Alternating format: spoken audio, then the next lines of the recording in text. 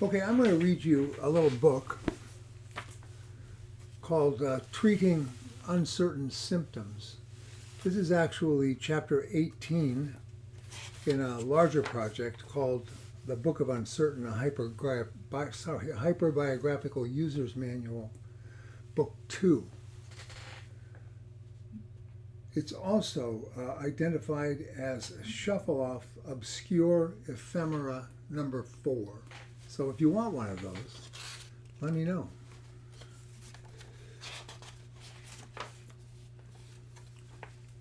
Treating Uncertain Symptoms. This begins with an epigraph from Lissa Walsack. In the stumbling that speaks for me, I say death to vanity, solipsism's potency, let the Pyrrhic burning thorn in deeper. Mercy is above justice. And you and I, Lissa, both know are nothing without beauty's transport beyond given hold on what's next, that other within no less love's gambit across worded difficulties. Barren frontier generosity flows from flesh's shared birth into an order of burning thorns and vaguely recalled story of a bird impaled, a red breast, a rose. Pyracantha with its firethorn is brother to the rose, her flower who brings honey to this stumbling.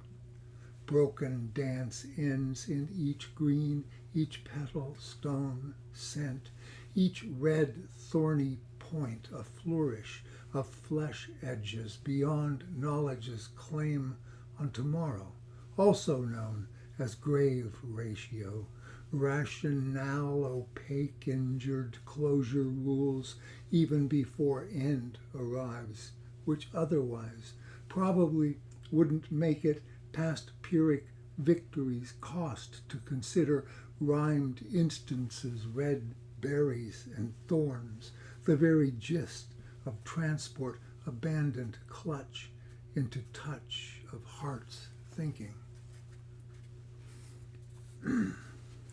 Buck up, Bucky, a voice out of nowhere concerned with atmospheric tumult's pathetic fallacy, shrunken flesh's insistent announcement of less meat, a kind of somatic evaporation. Having been used well and with vigor, a reminder there's only so much, though tumult can lead to what next, what lexical unit, what world nestled in the choice phonemic selection faces in gale-whipped, vast surging thing crashes beyond windows, stained lens.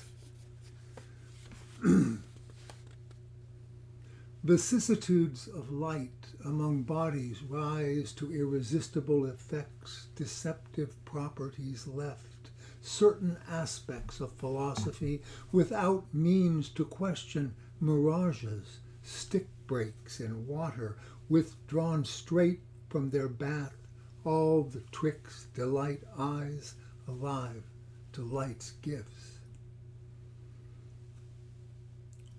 Uncertain symptoms, when untreated, may lead to paroxysm of unknowing, includes untoward inclination to veer in and out of formations deemed obligatory to wellness, a condition of competitive self-absorption characteristic of late capitalist consumption aesthetic, and erratic expulsion of lumps of meaning somehow acquired during the passage from I know not where to I know where not. You can't help but drag it in. Boot stuck, leaves, needles, sheep shit packed into crevice and curve. Not exactly Olson's twiggy nest, but it will get in, though in then takes on implications of green and shades no longer tied to spatial distribution or intended habituation, just the crap stuck to your soul.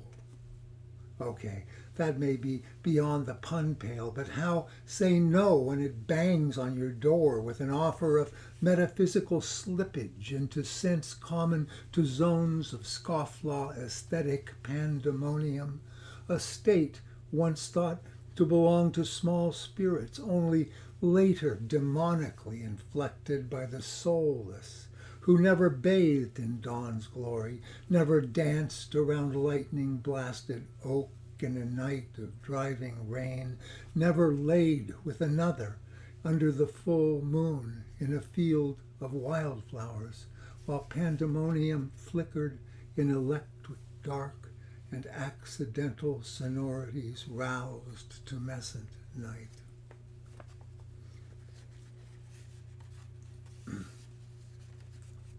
Broken connections lead to heart-stopping encounters with uncertain symptoms demand for attention to signs from beyond common understanding's pale.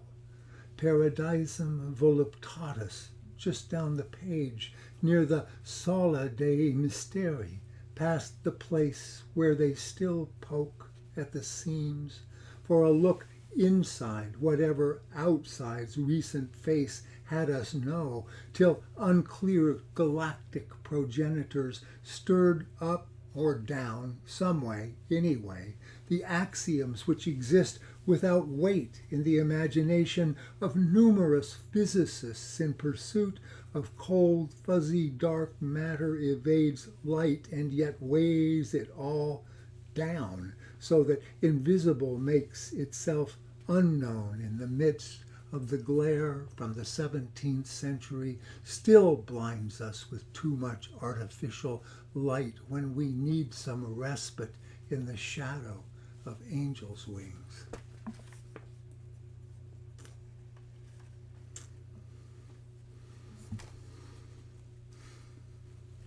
One. Lost in the woods is a symptom of immaculate intent caught in quagmire's etymological dispersion into late 16th century. First use 1579. Stunning if you stop and wonder, how do they know that? It's just a far-off peep. Chaucer's air he broken, a fart in time's river war, but then recorded brings it down to this stuff. Scratch, scratch, click, click, noise of fixes, longing for the sound.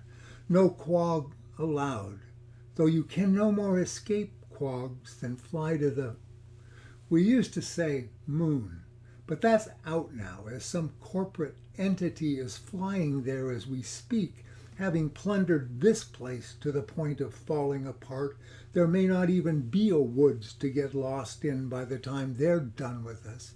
Now they've got the moon in their sights, and she's not going to be happy. It's bad enough Neil Armstrong left bags of frozen piss there. One small bag for mankind, that old male marker staining her beauty. Now they plan to bring in machines, rip her open, dig into her body with drills and claws, rape her, while the earth watches that lust for gold and lithium foul all human connection to celestial orbs and their spirits, while rendering the woods, her domain after all, private property properly posted, stay out and cinched with a tall fence. 2. For Jonapora. Lost in the woods is a symptom of disorientation, thinks soul is given when it has to be earned. You have to learn to hear the stone's morning song roused with the warmth of first light the crows rise to, black cloud ruckus, joy, cacophony. Stones can't match at those frequencies still. Lithodomos buzzes with familiar fit. Home, sweet home. Starlight's port in morning's mystery. If we knew anything, we wouldn't be here, Jack said. Where do you come from being a question unheard in all the noise we take for furniture? Meubles, Olson said. Someone left us in familiar arrangement, holds us in position reminiscent of pretzels, which we take for the perilous path, having forgotten how to listen to the stone's song. 3. I think that I shall never see a poem lovely as a tree. Joyce Kilmer. Lost in the Woods is a symptom of Uncertain's disdain for literary drainage projects' war on the swamp. What the Quag did to deserve that remains a road not taken, a stand the line insists on, even as Paradisum voluptatis beckons seductively down the page, salvaged from trips through imaginal wilderness and left there as a kind of strange attractor or angelic lover, which you could just delete, as happens more often than you'd hope, given the current poverty of imagination and blood lust's compulsory scythes. Kerchiefs, Emerson added, blindfolded and certain their righteous opacity will win. A little paradise could lighten things up, slip in a few laughs, stakes being what they are, Blake's Albion haunting the heiress, an allusion to numerous old poets like Shakespeare and Eliot and Blake, of course, which establishes this as a serious poem with its eye on the quagmire, or stumbling down an alley, 3 sheets to the wind, badly in need of a place to piss, a long way from the woods if you use Newton's ruler, but right there, deep in shadow, trees here, trees there, if you swerve past him into topographical contortions of imaginary realities where paradise is just another day picking your way through words.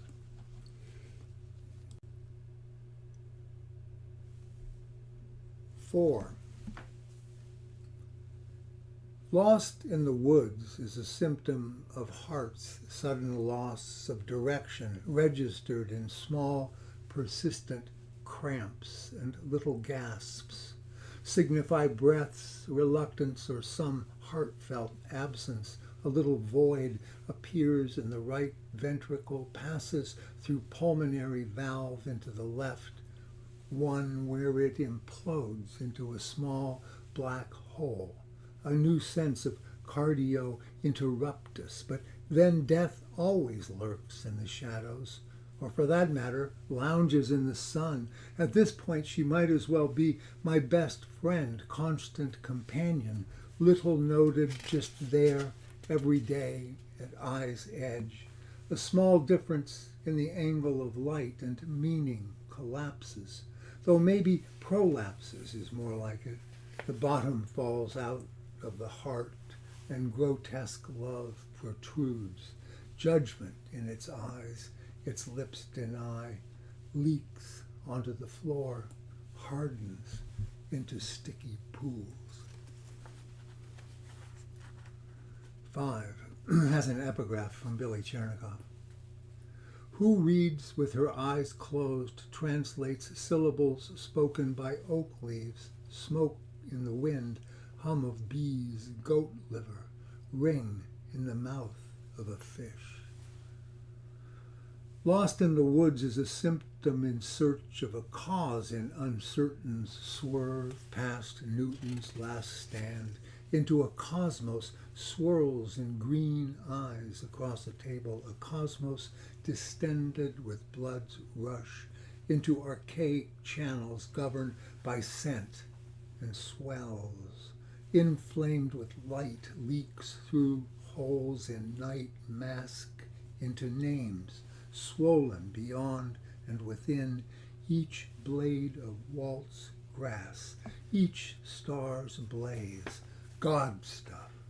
Aphrodite being a string of syllables taut with skin's thrill to touch, tongues grapple with knowledge of ancient love, and love to come, souls bound, each to each, rendered here in memory's shared syllables, muttered in the dark.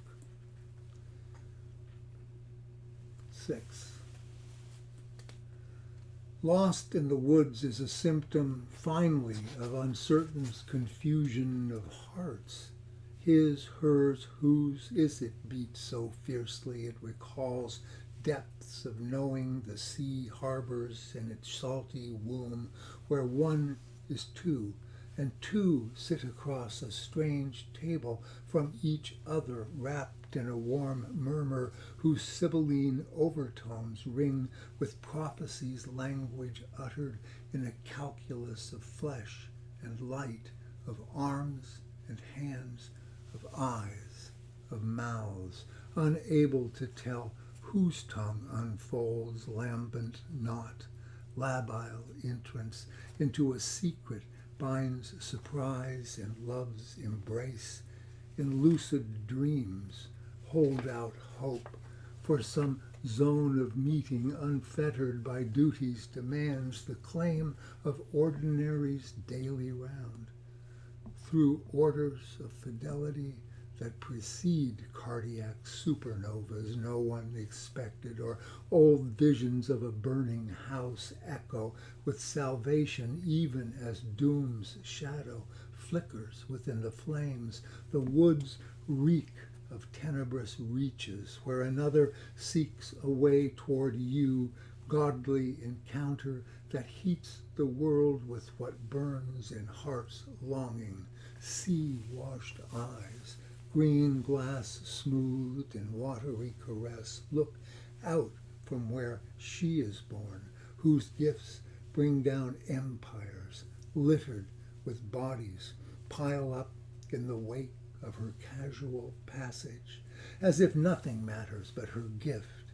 A delicate flame beneath my skin, Sappho said, and trembling seizes my body, bittersweet, irresistible, loosening limbs, leaves warrior and poet alike down on their knees, gasping for breath, pleading, show me a way through this beauty.